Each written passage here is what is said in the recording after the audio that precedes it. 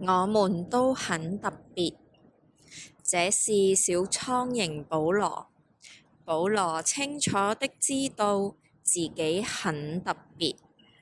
這是烏龜瑪莎。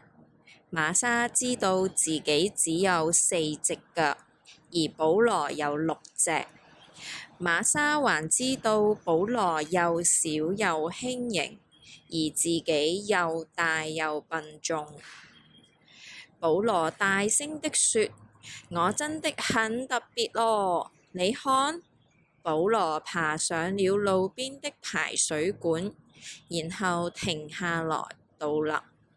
瑪莎，你做得到嗎？瑪莎不知道自己能不能。瑪莎試着爬上去。瑪莎說：我做不到。保羅說：那是因為你只有4隻腳，我有6隻，而且那是因為我很特別。那這樣你總會了吧？接着，保羅在空中很厲害的飛了幾圈。瑪莎不知道自己能不能，她從來沒有試着飛過。瑪莎試着讓自己飛。瑪莎失望的說：我真的做不到。保羅解釋着：你的手臂要拍快一點哦，有可能是你真的太大又太重了，所以才飛不起來。瑪莎聳聳肩，什麼話都沒說。保羅說：你一定也有特別的地方，拜託你用力想一想，一定有的。瑪莎想了又想，她想了好久，最後瑪莎難過的說：我想不出來，我有什麼特別的地方。保羅生氣的說：那是因為你沒有認真的想哦。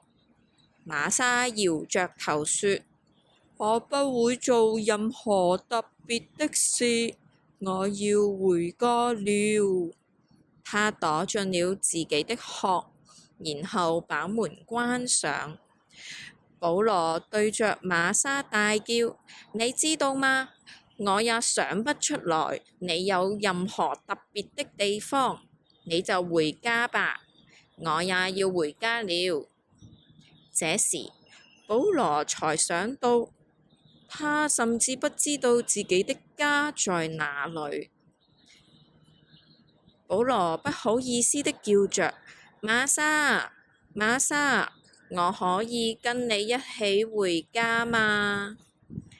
他們靜靜的坐在一起，好長一段時間。過了一會兒，保羅輕聲的說：有個像這樣的家真的好特別。我們都很特別。作者：繪圖莉娜海瑟，翻譯繪出英文力 Wendy， 英文翻譯 Dr. Christy Cove， 出版水滴文化。